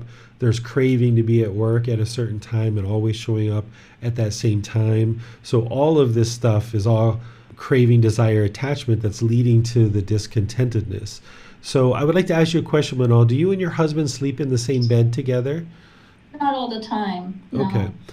That was going to be one of my suggestions to you, that oftentimes when couples sleep in the same bed together, the mind gets attached to being in the same bed with their partner. And then when their partner is away on some kind of trip, a business trip or a personal trip or what have you, the people have trouble sleeping because the mind's kind of used to the partner being there, and being in a bed alone isn't normal for the mind, and it has difficulty sleeping. So I was going to suggest that even when he's home, that you guys sometimes sleep apart from each other to train the mind to experience that impermanence and be content with it.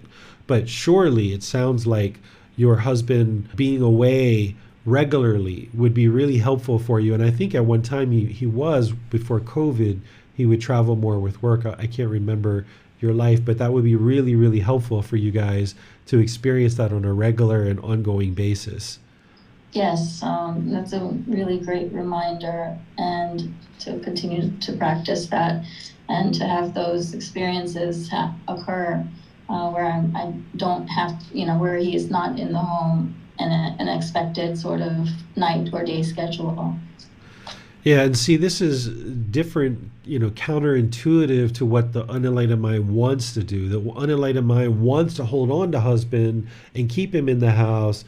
And I know you don't do this, Manal, but some people might be angry at the husband for leaving, or the wife for leaving, or their partner for leaving. And there might be some hostility in conversations now that this person has left. And this is where the unskillful behaviors start to manifest as a result of our own cravings of wanting the partner to be in the house all the time, where holding on to the partner and keeping them in the house all the time doesn't actually solve the problem. What solves the problem is the mind's uncomfortable with this impermanence of the husband being outside the house. So you know what? Let's keep having the husband leave the house on a regular basis until the mind submits and it lets go of this craving, and it can maintain its contentedness whether the husband is in the home or outside the home. And this is how you liberate the mind from this craving. As long as we try to hold on to husband and keeping him in the house, that actually keeps the craving going. But by letting husband go and having him go regularly and just training the mind to be content alone at home, this is where the mind gets liberated. If the husband's home or not home, the mind can be perfectly content and joyful either way. And that's what you would like to work towards. And the only way to get to that is to have husband leaving regularly. I really appreciate your thoughts shared here. Thank you. You're welcome. We have another question from T on Facebook. She's asking, our healthy physical body is the only thing that helps us stay in this mindfulness until our death, isn't it? How can we take care of our health without having attachments to the physical body? How can we do it? Right, so this is all about the middle way. If you remember chapter 6, T, when we talked about the middle way, what craving, desire, attachment is holding on really tight, right? And this mental longing, wanting to be perfectly healthy all the time. And there's this longing and strong eagerness for health. That isn't healthy, and it's not sustainable because you can't maintain permanent health. But also being over here where the mind's complacent and it doesn't do anything for the health of this physical body, that's not sustainable either. That's not going to produce beneficial outcomes. So you find that middle way where you're pursuing health as a goal, objective, and as an interest, but it's not holding it really tight, and it's also not complacent with it either. So you work towards these things as goals, objectives, and interests, knowing full well that this physical body is going to become unhealthy at certain times because this physical body is impermanent it can't maintain permanent health. The only thing you can do is try to support that health through good hygiene, through good food intake, maybe some exercise, maybe some vitamins or things, depending on what it is that you choose to do for health, that you do that as a goal, as an objective, as an interest, and you work towards improved health, but all the while knowing that this physical body is decaying every single second, essentially. We grow and then we just gradually decline in age. The physical body gradually declines. So even though you work towards maintaining health, you don't crave it or hold on to it or cling to it as if it's going to be permanent. That's where the mind can become discontent. As you guys hear, I've been sick for the last 4 or 5 days, and I got it from my son. So rather than being angry or frustrated or irritated that I've been sick, I just realized that I was sick. I was sick for about a day or so, and I realized it was pretty strong. Asked my wife to get some medicine from the pharmacy, because here in Thailand, the pharmacist can diagnose you and give you medicine, so I didn't have to go to the doctor. So I started taking some medicines, and then I started joking with my son. I was like, wow, Bailan, you're so generous. You're practicing giving and sharing. You gave daddy a cold. That was, really nice of you. And you didn't just give me like a low quality cold. You gave me like a really high quality one, deep coughing and fever and kind of awake at night sometimes. This is like really good quality cold. I just want to commend you on practicing generosity so well, right? So rather than being angry or frustrated about being sick, just realize like, this physical body is going to be sick sometimes. It's impermanent, and almost kind of laugh it off and joke it off. And him and I have been kind of joking about that, about how he's practiced generosity by giving me a cold, and a really good quality one too. One that I haven't had for quite a while. I haven't been this sick for a while. So you've got to recognize that the body's going to experience this sickness, and that's normal. That's part of the natural laws of existence. That's the universal truth of impermanence. The problem isn't that the body's sick. The problem is that the mind wants to be healthy. That's the problem. The mind's wanting it, longing for it, having this strong eagerness, right? The mind's not recognizing like, yeah, you're going to be sick sometimes. Get over it. That's just the normal way that it's going to function. And, you can't do the normal things that you normally do. You can't go outside. You can't ride a bike. You can't go to work maybe. Okay, well, those things are impermanent too. You can't do those things permanently. So just be sick, right? Because one of the things that happens is we get so caught up in our life, right? We get so busy. Everyone's going to work, and people might go around and complain about how busy they are and how, man, they're just so tired and they're working so much. Gosh, I wish I could just take a break from all this work. Well, then when we get sick and it's time to take a break, it's like, I don't want to take a break. I want to be working. I want to be out there doing something. Why do I have to be just sitting here laying in bed? Hold on a second. Last week, the mind was complaining that you didn't get enough rest and you were too busy working. Now you're resting because the body's sick, and now the mind's complaining that you want to be out there working. So this is where the mind's never content and peaceful, just where it's at. So you've got to train the mind that, okay, when I need to work, and I need to take care of work, and let me just handle all these work affairs.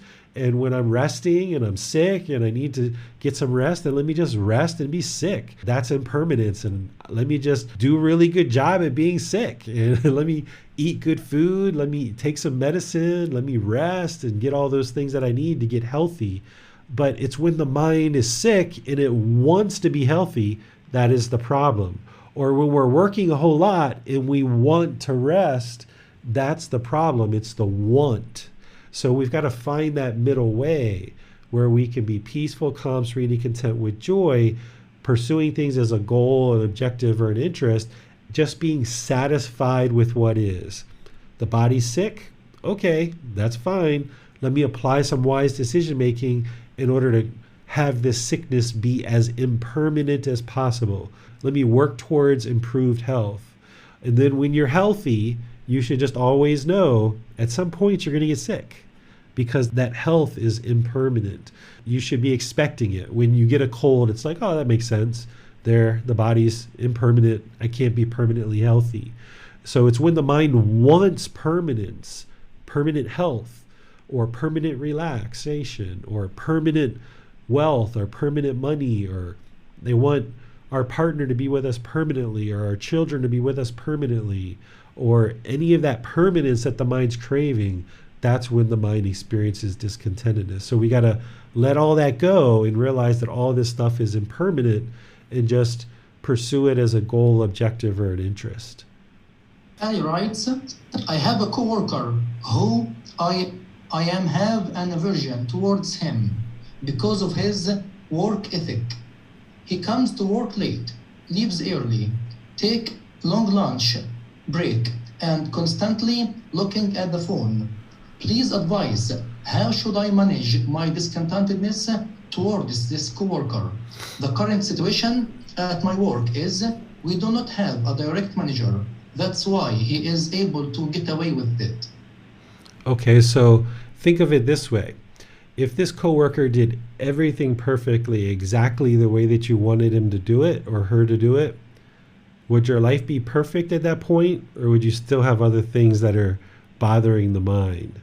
You would still have other things bothering the mind, right? So this coworker isn't the problem, as you're probably aware that whether this coworker does their task or don't do the task, the mind's still going to be discontent. The problem that you're experiencing is not that the coworker is complacent and not doing the work. The problem you're experiencing is that the mind wants the coworker to do something specific.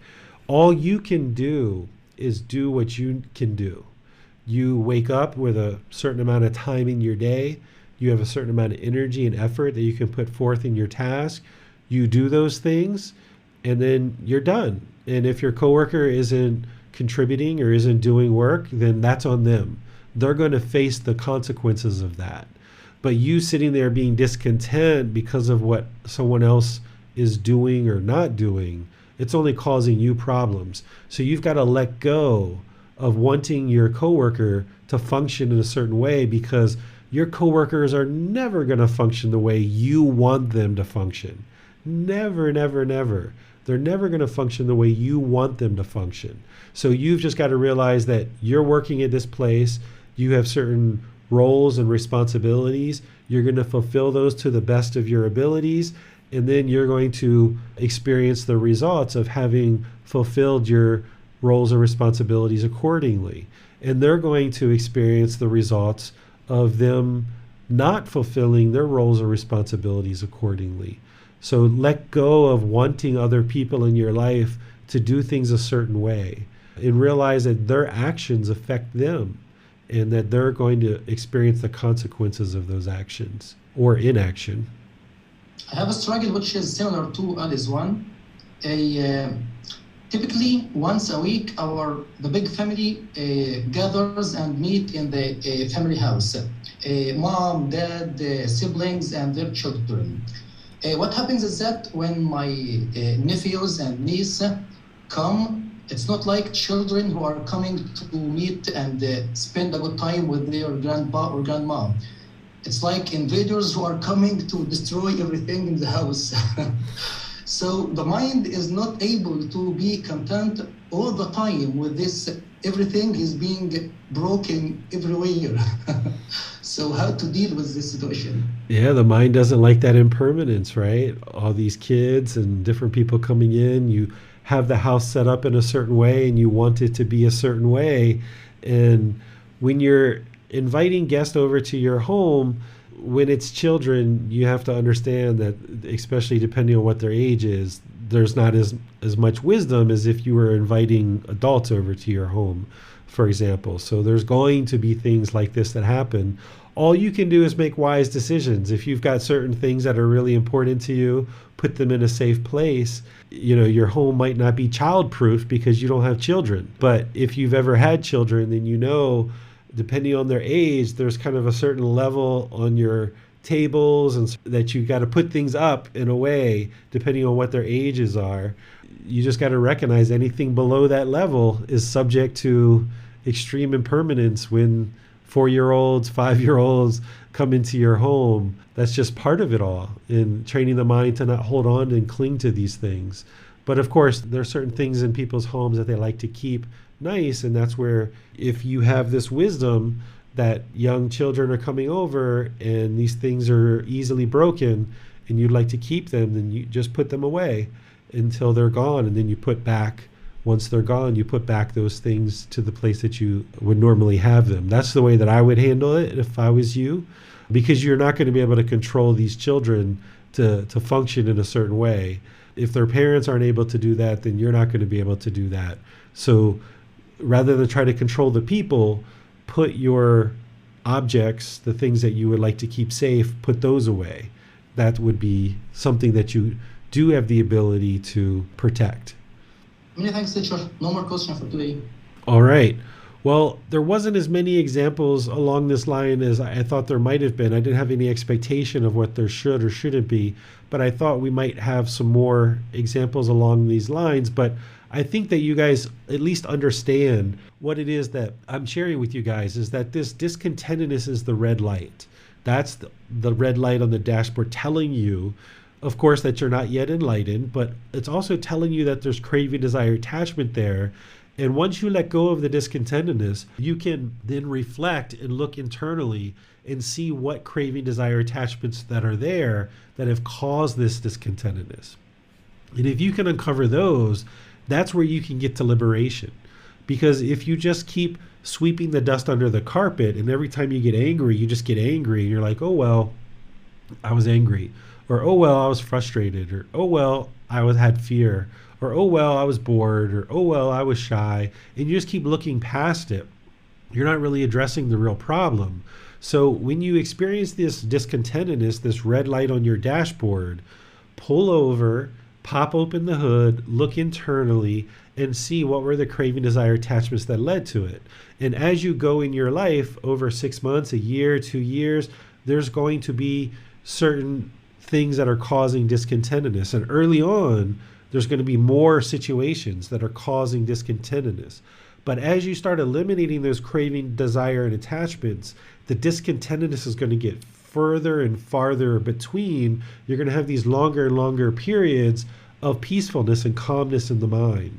As you need help to identify what your craving, desire, attachments are, you have these 4 methods: asking questions in classes, sending a private message, posting in the Facebook group, or reaching out for personal guidance, and I will help you to identify what these cravings are.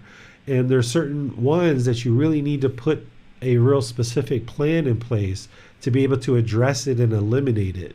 And that's what's really producing the peacefulness in the mind, is the elimination of the craving, desire, attachment. There's this misunderstanding or this misperception that it's meditation that's going to get you to enlightenment. Meditation is just one tool to train the mind to get rid of craving, desire, attachment. It's craving, desire, attachment that's causing the discontentedness. So you've got to eliminate that. Meditation is just one tool to help us do that, but also generosity, and also what I'm sharing with you here today, to more actively identify through analysis of the mind what these cravings are, and then putting a plan together to actually eradicate them from the mind. So be sure to look at this. If you haven't read the chapter, be sure to read the chapter either before or after class, or maybe both, before and after, so that you can see what I wrote there and then ask for any help that you'd like along the way. Next Sunday, we're going to be in chapter 14, which is a relatively short chapter. I think it's only 2 or 3 pages long, so it's a really easy read. It's about cultivating healthy mental states. This is loving kindness, compassion, sympathetic joy, and equanimity. These are called the Brahma Viharas. These are 4 healthy mental states that every practitioner would need to cultivate and practice in order to attain enlightenment. So we're going to be discussing what those 4 mental states are and how to cultivate them in your life practice so that you can then practice with loving kindness, compassion, sympathetic joy, and equanimity. We'll be doing that next Sunday. This Wednesday, we're going to be doing breathing mindfulness meditation together in our class on Wednesday. So I'll see you either Sunday or Wednesday, maybe even both of those days. And remember, you always have the replays to be able to take in this content whenever you're not able to make the live class. So I'll see you in a future class. Have a very lovely rest of your weekend. We'll see you next time. Sawadee ka. Thank you for listening to this podcast. To provide support for this podcast, visit patreon.com/support Buddha. To access more teachings, visit buddhadailywisdom.com. There, you will discover a full range of courses, retreats, and online resources to assist you on the path to enlightenment. Remember to establish a daily, consistent meditation practice, along with learning and practicing these teachings. A well-developed meditation practice is the foundation in which to train the mind to attain enlightenment.